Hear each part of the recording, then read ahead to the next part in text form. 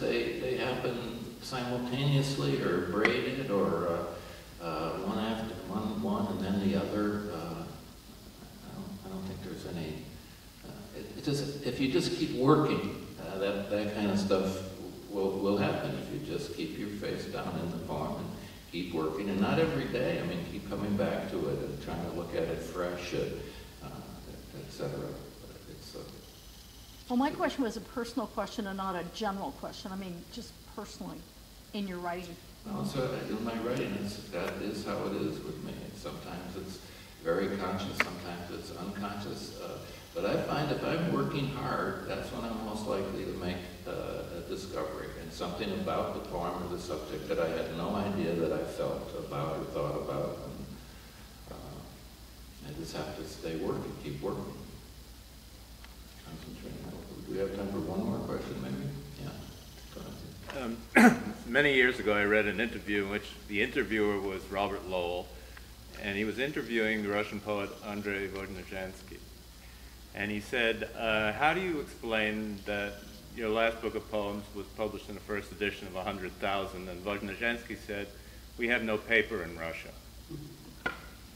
What is it that makes it possible for one country or culture to have a mass audience for poetry? I mean, Yevtushenko and Vodnozhansky. Really, that was being a poet in those years in Russia during the communist years. Being a poet was a form of protest. People, I mean, you weren't supposed to write personal poems, love poems and stuff like that. So people would go to listen to poets, just talking about love instead of Soviet realism. It really, and if a culture or a country is oppressed, the poets still find ways to speak. They find ways to get around the censors. In fact, it often stimulates metaphor, new ways of thinking. So you get past the censors. The readers always know what you're getting at, but sometimes the censors are not quite bright enough.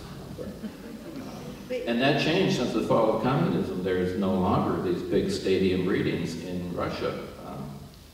We also, I mean, American poets fill stadium after stadium after stadium. They're just not coming for the same single person, which is another way to reinforce that point.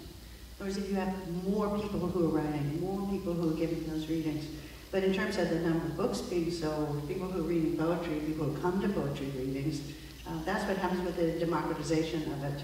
That's been going on in this country for about 50 years. So you increase the number of writers, you increase the kinds of voices, and you also increase the number of thoughts about what a poem is or what a poem can do, so that there are all these kind of possibilities. It's a time of great ferment.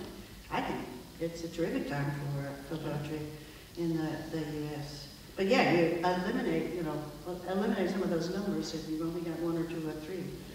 Then it does get concentrated. It gets concentrated in those ways. And it also, I mean, I think that the being the only venue for a while really to take up political matters again, because metaphor is one way to do that. That's a way that you can talk about the thing that is not allowed to be talked about. And so poets have that skill and are able to do it. But I think that we need to be a little careful of that, as Brodsky said, you American poets, it was Mio said, you American poets, you envy the humpback his hump.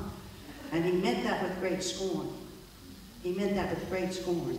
That we should not think, oh, wouldn't that be great to feel that our poems mattered so much. So I think that we can think that collectively our poems do matter as much in this culture as some of those individual poems mattered in other cultures. That's my view. That's indeed that. And I think a good point to stop on. That's a good point. Good. Thank you very much.